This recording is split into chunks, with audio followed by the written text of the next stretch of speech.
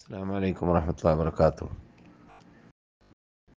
ഒരു ക്ലിപ്പ് ഇട്ടുകൊണ്ട് മദീനത്ത് മസ്ജിദുൻ നബവിയുടെ പരിസരത്തിലുള്ളതായ സംഭവ വികാസമാണെന്ന് പറഞ്ഞുകൊണ്ട് ഒരു സഹോദരൻ നബിദിനത്തിന് തെളിവായി പറഞ്ഞതായി അയച്ച ക്ലിപ്പാണെന്നാണ് മനസ്സിലാക്കാൻ സാധിച്ചത്. അതിൻ്റെ നിജസ്ഥിതി എന്താണെന്ന് ചോദിക്കുകയാണ്. യഥാർത്ഥത്തിൽ അതിൻ്റെ നിജസ്ഥിതി പലപ്പോഴും ഞാൻ പറഞ്ഞതാണ്. കൊല്ലം പ്രതി റബീഉൽ മാസമാകുമ്പോൾ ഇങ്ങനെയുള്ള ക്ലിപ്പ് ഇസ്ലാമിനെ മനസ്സിലാക്കാൻ ഭാഗ്യം കിട്ടാത്തതായ, യഥാർത്ഥ അഹ്ലുസുന്നത്ത് വൽ ജമാഅത്തിൻ്റെ ആശയാദർശം പഠിക്കാൻ ഭാഗ്യം കിട്ടാത്തതായ വിഭാഗം പ്രചരിപ്പിക്കാറുള്ളതാണ്. നമുക്ക് ഇന്നത്തെ കാലഘട്ടത്തിൽ കളവ് പറഞ്ഞാൽ അത് പെട്ടെന്ന് ജനങ്ങൾക്ക് മനസ്സിലാക്കാൻ പറ്റുന്ന യുഗമാണ്. കാരണം മദീന ലോകം കണ്ടുകൊണ്ടേയിരിക്കുന്നു. മദീനയിലുള്ള സർവ്വ ചലനങ്ങളും ലോകം വീക്ഷിച്ചു കൊണ്ടേയിരിക്കുന്നു. ഞാനാണെങ്കിൽ ഇവിടെ 52 കൊല്ലമായിട്ട് ജീവിക്കുന്ന ആളാണ് ഏകദേശം. ഞാനും കൊല്ലം പ്രതി റബീഉൽ മാസം കാണാറുള്ളതാണ്. ഇവിടെ വല്ലവരും ചെയ്യുന്നുണ്ടെങ്കിൽ മസ്ജിദ് നബവിയിൽ നിന്നിട്ട് വിട്ട് ഏതെങ്കിലും മുക്കിലോ മൂലയിലോ ഇങ്ങനെയുള്ള ഖുറാഫാത്ത് കാട്ടുന്ന വിഭാഗം നാട്ടിൽ നിന്നിട്ട്, കേരളത്തിൽ നിന്നിട്ടോ അല്ലെങ്കിൽ പാകിസ്ഥാനിൽ നിന്നിട്ടോ അഫ്ഗാനിസ്ഥാനിൽ നിന്നിട്ടോ, ലോകത്തിൻ്റെ നാനാ തുറകളിലും ബഹുഭൂരിപക്ഷം അങ്ങനെയാണല്ലോ, ശിർക്ക് വിതരണ പദ്ധതിക്കാരും അല്ലെങ്കിൽ ബിദ്അത്ത് വിതരണ പദ്ധതിക്കാരൊക്കെയാണ്. അപ്പോൾ അങ്ങനെയുള്ള വിഭാഗങ്ങളൊക്കെ ഇങ്ങനെയുള്ള ജന്മദിനാഘോഷം എന്ന പേരിലുള്ളതായ അനാചാരം കാട്ടുന്ന വിഭാഗം വല്ലതും ചെയ്യും. ചെയ്യുമ്പോൾ അതിനെ ഫോട്ടോസ് എടുത്തിട്ട് അവർ ജനങ്ങളിൽ പ്രചരിപ്പിക്കുകയും ചെയ്യും.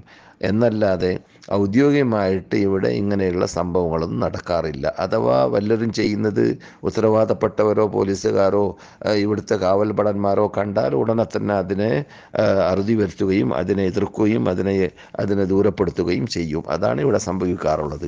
അതൊന്നുമല്ല നമുക്ക് തെളിവ് റസൂലുള്ളാഹി സ്വല്ലല്ലാഹു അലൈഹി വസല്ലം തന്നെ ലോകത്തോട് വിടവാങ്ങുന്നതായ ഹജ്ജത്തുൽ വദാഇ എന്ന ഹജ്ജിൽ നമുക്ക് ഒഴിവാക്കി പോയതായ 2 സാധനമുണ്ട്. അതാണ് നമുക്ക് മാനദണ്ഡം. അത് ഖുർആനും അള്ളാഹുവിൻ്റെ റസൂലിൻ്റെ സുന്നത്തും, അള്ളാഹുവിൻ്റെ കലാമും അള്ളാഹുവിൻ്റെ റസൂലിൻ്റെ 23 കൊല്ലത്തെ ജീവിതവും. അത് കഴിഞ്ഞാൽ അത് കണ്ട് പഠിച്ച് നമുക്ക് ലോകത്തിൽ ആ സകലം എത്തിച്ചു തരാൻ വേണ്ടി പരിശ്രമിച്ച പാടുപെട്ട സഹാബാക്കൾ, അതിനുശേഷം ജീവിച്ച താബിഈങ്ങൾ, നമ്മുടെ മദ്ഹബിൻ്റെ ഇമാമുകൾ, 1-2 നൂറ്റാണ്ടിൽ ജീവിച്ചതായ സലഫു സാലിഹീങ്ങൾ, ഇവരൊക്കെ ചെയ്തോ ഇല്ലേ എന്നതാണ് നമുക്ക് നോക്കാനുള്ളത്. അത് നമ്മുടെ നാട്ടിലുള്ളതായ ഇത് കാട്ടുന്ന വിഭാഗം തന്നെ, അത് മംഗലാപുരത്താവട്ടെ കേരളത്തിലാവട്ടെ ലോകത്തെവിടെയാവട്ടെ, ഇത് കാട്ടുന്നതായ വിഭാഗം തന്നെ അംഗീകരിക്കുന്നതാണ്. 1, 2, 3 നൂറ്റാണ്ടിൽ ഉണ്ടായിട്ടില്ല. ഖുർആനിലില്ല, സുന്നത്തിലില്ല, ഉറപ്പാണ്. അതുകൊണ്ട് തന്നെ 1-ാം നൂറ്റാണ്ടിലും 2-ാം നൂറ്റാണ്ടിലും 3-ാം നൂറ്റാണ്ടിലും ഉണ്ടായിട്ടില്ല.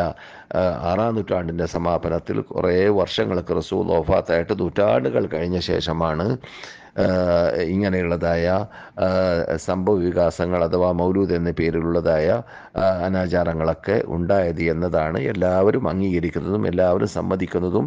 പ്രത്യേകിച്ച് ഇത് ചെയ്യുന്നവർ തന്നെ പിൻകാലഘട്ടത്തിൽ ഉണ്ടായതാണ് എന്നതാണ് അവർ സ്ഥിരീകരിച്ച് പോയത്. അപ്പോൾ നമുക്ക് വേണ്ടത് ഖുർആനിലില്ലാത്ത, സുന്നത്തിലില്ലാത്ത, സലഫ് സാലിഹ്യങ്ങൾ ചെയ്യാത്ത, 3 നൂറ്റാണ്ടിലില്ലാത്ത കാര്യം അത് ഇസ്ലാമായി അംഗീകരിക്കാൻ, നമുക്ക് ഇസ്ലാമിൻ്റെ ചടങ്ങായി അംഗീകരിക്കാൻ സാധിക്കുന്നതല്ല. നമുക്ക് സിദ്ധിച്ച ലാഭം മതി. നമുക്ക് റസൂലുള്ളാഹി സ്വല്ലല്ലാഹു അലൈഹി വസല്ലമിൻ്റെ ശഫാഅത്ത് കിട്ടണമെങ്കിൽ റസൂലുള്ളാഹി സ്വല്ലല്ലാഹു അലൈഹി വസല്ലം ആട്ടുന്ന കൂട്ടത്തിൽ പെടാൻ പാടില്ല. അവരാട്ടുന്നവരാണ് ആര്? അള്ളാഹു റസൂലിൻ്റെ കൽപ്പനയ്ക്ക് വിപരീതമായിട്ട് ജന്മദിനാഘോഷങ്ങളും മരണദിനാഘോഷങ്ങളും ഖുറാഫാത്തുകളും അള്ളാഹു അല്ലാത്ത വിളിച്ച് പ്രാർത്ഥിക്കലും അള്ളാഹു അല്ലാത്തവർ വിളിച്ച് പ്രാർത്ഥിക്കലും ഷിർക്ക് ചെയ്യലും ഇങ്ങനെയുള്ള അനാചാരങ്ങളൊക്കെ ചെയ്യുന്നവർ അള്ളാഹു റസൂലിൻ്റെ കഠിന ശത്രുക്കളാണ്. റസൂലുള്ളാഹി സ്വല്ലല്ലാഹു അലൈഹി വസല്ലം മഹ്ശറിൽ വെച്ചിട്ട് ആട്ടുന്നവരാണ് എന്നാണ് സഹീഹ് ഹദീസിൽ നമുക്ക് കാണാൻ സാധിക്കുന്നത്. അതുകൊണ്ട് അങ്ങനെയുള്ള അപകടത്തിൽ പെടാതിരിക്കുവാനും റസൂലുള്ളാഹി സ്വല്ലല്ലാഹു അലൈഹി വസല്ലമിനെ സ്നേഹിക്കേണ്ടതുപോലെ സ്നേഹിക്കാനും അള്ളാഹു നമുക്ക് തൗഫീഖ് നൽകുമാറാകട്ടെ. അസ്സലാമു അലൈക്കും വറഹ്മത്തുള്ളാഹി